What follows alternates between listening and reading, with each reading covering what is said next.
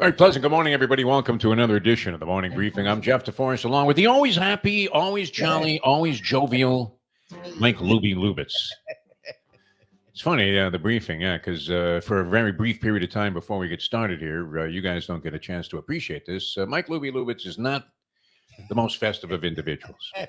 Anything that there is to complain about, he's got it. And then all of a sudden, he's all smiles. He's Mr. Laughter. It's fantastic. And awful lot to talk about here on the program today.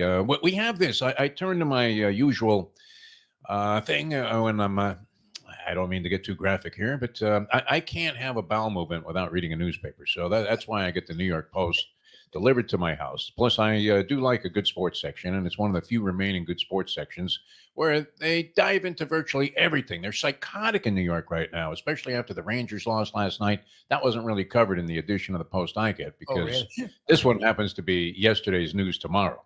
So they were speculating about how dicey it would get if somehow Carolina came back and won Game 5. And sure enough, Carolina came back and won Game 5. And then there was great basketball action last night. I don't know how great the Celtics game was, but got interesting from an aspect that we'll get into in just a minute here. And Oklahoma City comes back from the grave. They were trailing by 4 points going to the fourth quarter on the road against the Dallas Mavericks. Luka wasn't exactly on fire. They figured out a way to either slow him down or somehow he just wasn't as impactful as he usually is with 19 points in the game. And OKC, young upstart team that we had just written off yesterday, comes back, and they now face a pivotal Game 5 after evening up their series at 2-2. Now, if you are betting these games, you might be becoming a little bit psychotic, but nonetheless, the best place to do it is Bet Online. It's your number one source for all your summer sports this season.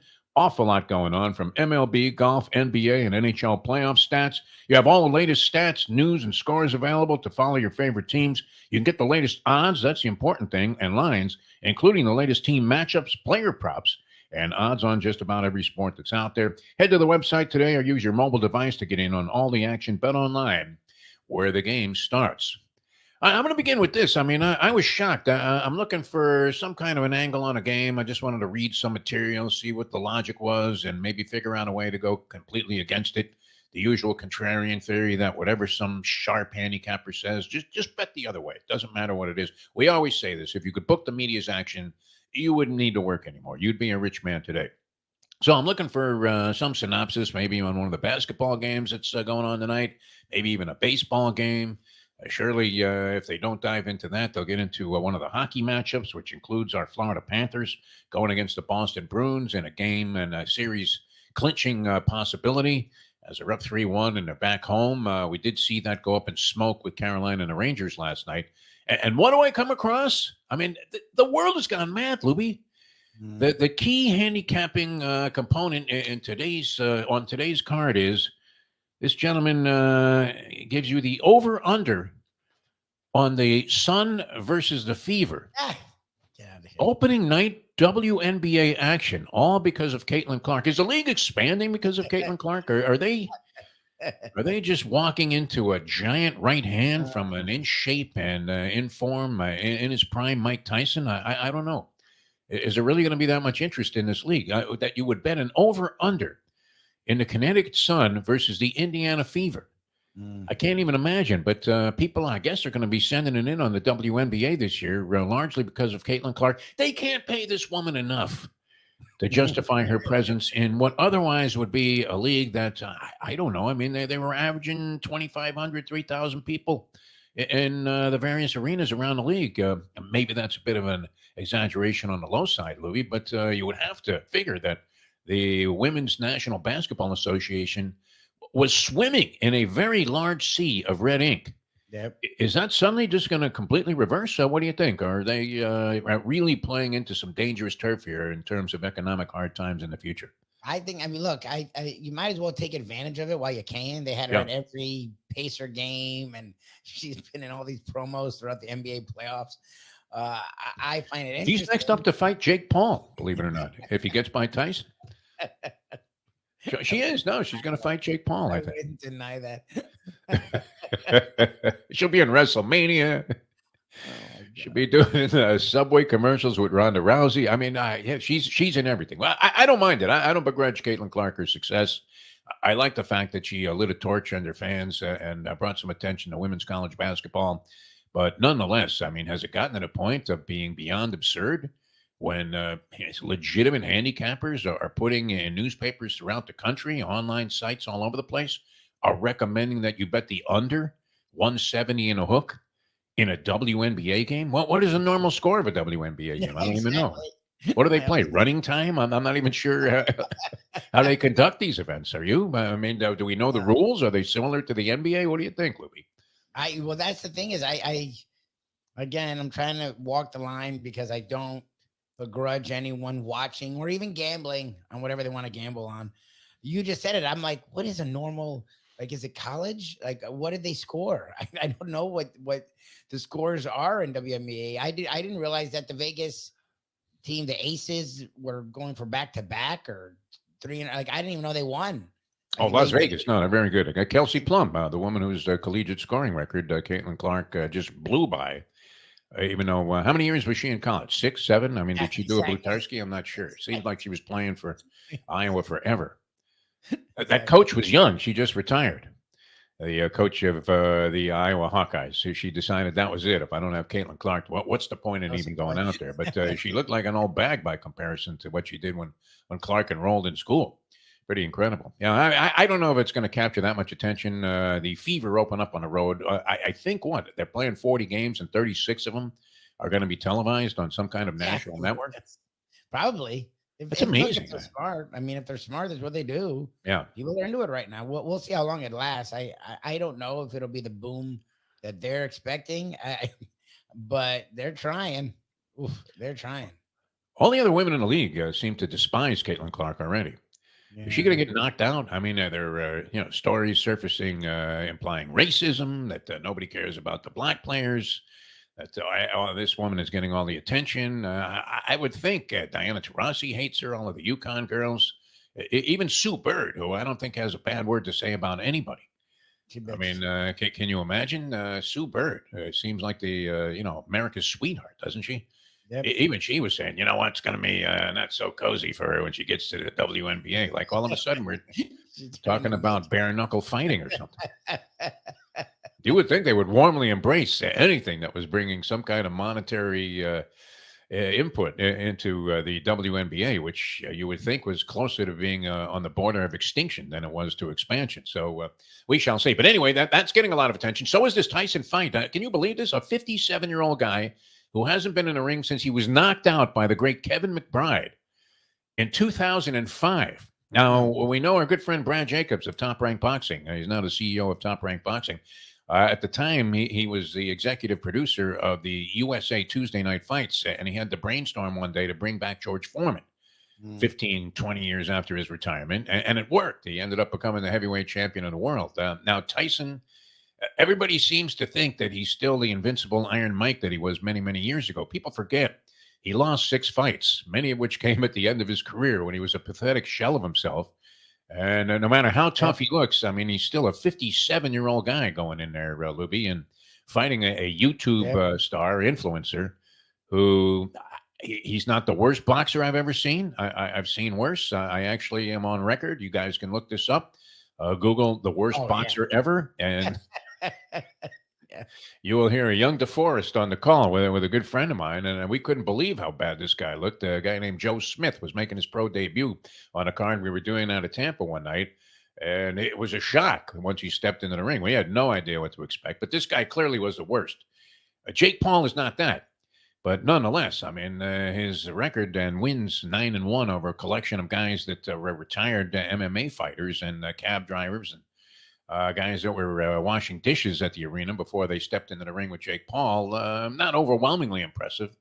What does he do with Mike Tyson? And can you admit it, Lubie? I mean, a lot of people, are you not curious to watch this fight? Would you actually? I don't know if it would cause me to subscribe to Netflix. I get it anyway, but it's going to be free on Netflix, and I would imagine it's going to work for them.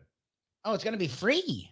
Well, on Netflix, you have to have Netflix. Oh, you don't have? Oh, every human I know, you don't have Netflix. I do have Netflix. Yeah. Okay, yeah. Everyone I know is Netflix is the what? I know there's 40 streamers now, and you have to have it just for the next Brady roast if there is one. A lot of us have said fuck all the streamers. Like, I'm not paying for Paramount, and I pay for like enough of them. But Netflix was like the first one. Everyone is. That's interesting. I thought they were going to charge it because I remember my brother-in-law, who's not into boxing or fight or sports at all, did you hear about the fight? And I was like, what fight? And he's like, the Jake. I was like, Bert Sugar's got to be rolling over in his grave thinking about this matchup, no? Jake The Paul. sport has evolved into total circus at this point. Get the fuck out of here. I was like, he's like, well, because he's like the projector. That's their TV in their house. Oh, yeah, you're going to go over there I'll and do watch a this thing? thing. I'm like, if you want to pay for it, I thought it was pay at the time. I'm like, if you want to do it, I'll go. Nah, you can watch it at home. You won't have to waste your time going to somebody's house, eating their food, drinking their booze, I have no interest. leaving a big mess and just saying, hey, thanks. Yeah, great fight. All right, see you next time. People are going to watch it. And now that if it's Oh, no on doubt. Netflix, they're going to get sick numbers, which is annoying as fuck. Like, Isn't that amazing how somebody can come in just a complete clown and like ruin an entire history of a sport? But we're seeing that in many, many different instances, and yeah, this I think is going to attract more attention than just about any fight that you could make at this point. Even though there are a lot of great fighters out there on the scene, it's a shame, but sport and circus prevails once again. All right, baskets. So we have all kinds of issues to deal with here, Lubie. Things have popped up. Things have changed on the landscape of the NBA. Knicks and the Pacers. The Knicks are laying 2.5 points tonight against the Indiana Pacers. The Knicks have nobody that can play in this game. Everybody's injured. The guys that weren't injured have been worn out. I mean, just beaten to death by Tom Thibodeau and his whole idea that I'm going to play everybody a minimum of 48 minutes and I'm rooting for overtime so I can play them 53. That's what he's done all season long with these guys. They're wearing the fuck out. And now they're down to 5 or 6 guys that can actually suit up and play for the New York Knicks. They did try to exhume the body of Anthony Mason yesterday to no avail. They brought in a couple of gravediggers, and the next thing you know, they got some funeral director, a guy looked like Paul Bearer, the wrestling manager, and he's out there running around, looked like the old actor Peter Lorre, saying, "You can't do this, you can't do this." And they tried to dig up Anthony Mason. By the way, are those sprinklers still going on? I shouldn't say this. It's a lack of respect for the dead. But remember when Mason got popped for running his sprinklers 24 hours a day when there was a water shortage many years ago in Miami? oh, geez, really? That was a big controversy surrounding Anthony Mason, who had a pretty good year with the Miami Heat. It might have been one of the best coaching jobs ever done by Pat Riley. In fact, if you talk to Pat Riley, which I have, and you mention that to him, he would say, yes, I consider that to be the best coaching job that I ever did when he won 50 games with the Miami Heat as a head coach with Anthony Mason as his number one player, and over the hill, out of shape, and unmotivated Anthony Mason what was leading the way. But the Knicks in a pile of trouble tonight. The bookies are daring you to go ahead and bet the underdogs in these games, are they not? They're not. They're not calculating the fact that you may be on to this whole game by now. Knicks favored by 2.5. They are at Madison Square Garden. Is that enough to beat the Indiana Pacers tonight, in your opinion, Mike Lubitz? If you were betting the farm on this, it's so would you annoying. take the 2.5 with the Pacers, figuring they not only had an excellent chance to win the game and should win the game, but nonetheless, they're also getting some points on the road. What do you think? It's annoying because to me, with all the Knicks are missing, it keeps the Pacers in this series in a way that I thought they'd sort of get pushed around. But they just clobbered them. I mean, annihilated them. They did. But the ref thing, and I'm not even trying. I'm not trying to be a guy who complains about the ref. I'm just, if you're watching the games that are in New York, even for the Knicks this whole playoffs, because the Sixers games that were the worst were the ones in New York. When they were in Philly, the Sixers almost had a shot, and they did win a game or two. Being back in New York, like Brunson's still playing, Josh Hart's still playing. The guys that have been getting the benefit of the doubt from the refs the most are those two guys. DiVincenzo. DiVincenzo's been, again, the Villanova trio has been getting a lot of help from the refs. So why would that change now because OG's not out? I think it'll be a closer game. I think it'll be a tight game. It's hard for me to not lean New York. And I don't care. The Garden Mystique bullshit, I think is funny because the Knicks haven't won in the Garden in 50 years. Even the Ewing years, they weren't scary in the Garden. People had their best games in the Garden, even during Ewing's time. You go back to the 70s to where the Garden really mattered when it came to basketball for the New York Knicks. It's not that. They get up a little, yeah, but the refs really make the refs were totally different in Indiana than they were in New York. They just were. Yes.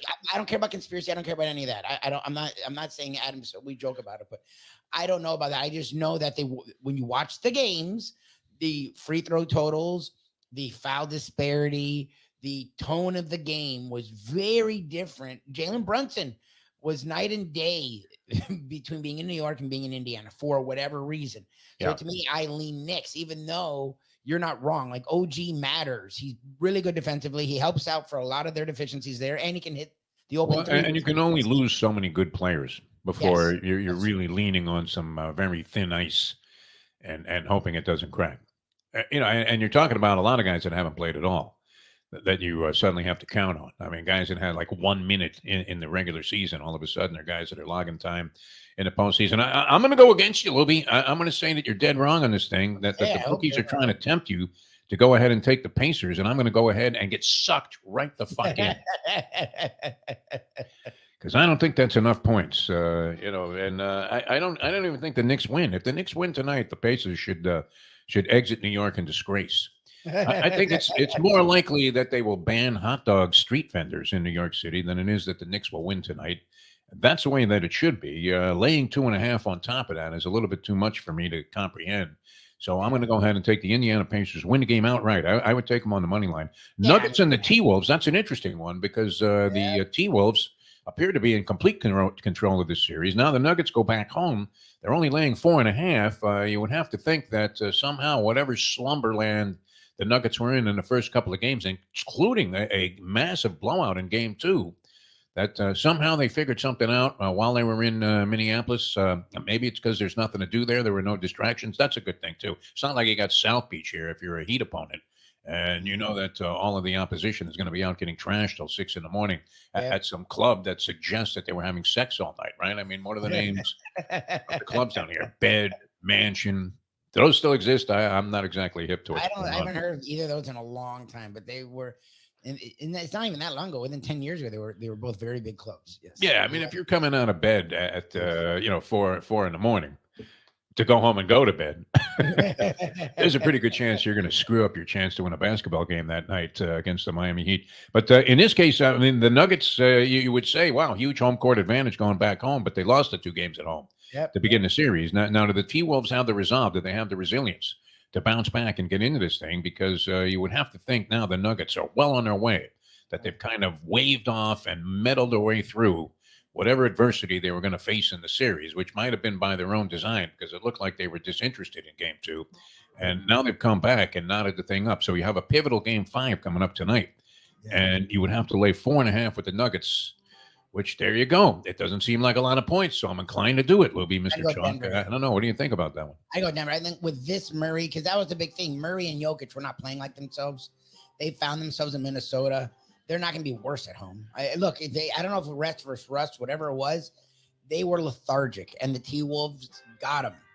They're not that anymore. If you watch them in Minnesota, they woke up, and I don't think they're going to pass back out again. Mike Malone's a good coach, or Michael Malone, whatever his name is a good coach. I think the T-Wolves they screwed the pooch. They had the series in their hands, and I think they dropped it. And I think the Nuggets are going to steamroll. I think the Nuggets will win the next 2 games. I think this series. I'm kind of with you on that. Yeah. Well, what a remarkable turnaround. All right, Panthers go to close out the Bruins tonight. I think they're going to do it. Oh, I hope you're right. God, I'm so freaked out about this game. I'm not as worried about it. I think they're outplaying the Bruins very badly in the series so far. Yeah. And I think they're playing well enough to convince you that they probably should be at this stage the favorite to win the Stanley Cup. Although we talked to a friend of ours yesterday on a new gambling show that's going to appear on these very same airwaves. It's called Bury Your Bookie. And our good friend Frank Miramati, race caller at Santa Anita, and also Saratoga is going to be calling the Belmont Stakes at Saratoga this year. That's so cool. Just absolutely avid sports bettor. And he said that when he saw the Carolina Hurricanes fell to 35-1 to win the Stanley Cup when they were down 0-3 in their series with the Rangers, that was the time to jump on board. Much like we told you about jumping on board with the Dallas Stars when they were down 0-2. Very unlikely spots. See, you need big balls if you're going to be betting. And those are the spots that you have to go ahead and take a shot with. But now at 3-2 behind the Rangers after losing the first 3 games, do you feel a little better about Carolina's chances of winning the Stanley Cup? It's certainly better to have them 35-1 than 3-1, which they were going into. I think they were 5-1 going into the Stanley Cup chase. You were on them early. I don't know. Look, 2 of the games that the Rangers won, the Hurricanes were controlling, and the Rangers just came back All close games, yes. So, and now that they've lost 2 in a row, and you know that New York sort of woe is me mentality. Little panic there, yeah. People are choking on their knishes. I mean, it's unbelievable. I don't know. We'll I see think what they'll happens. just win the series, but All right, so you're nervous about the 2 hockey games, and you're going with the chalk in both basketball games. Somehow I fear that that's not a winning formula, my friend. I hope you're right in the Pacer game. I don't know the way they officiate Jalen Brunson in New York. It's something to behold. So I heard that Dick, don't call me Nick Pavetta, exactly. was coming back from the grave to officiate this game. That'll be great. All right, so what are you doing with that Indiana Fever game? Are you going under? Are you going to take this guy's advice or automatically go against the grain there and say 170 and a hook? That's nothing. They'll have that by halftime. We'll see. But interesting how the world of gambling and degeneracy has changed to the point where we're actually considering opening night over-unders in the Women's National Basketball Association in an obscure game between 2 small market teams, Connecticut and the Indiana Fever. All right, we got to run. It's a lot of fun being with you. Great time to be a sports fan. Thanks so much for tuning in. Caffeine TV, NoFilter.net. For Mike Lubie Lubitz, I'm Jeff DeForest. We will catch you tomorrow with a midweek edition of the Morning Briefing.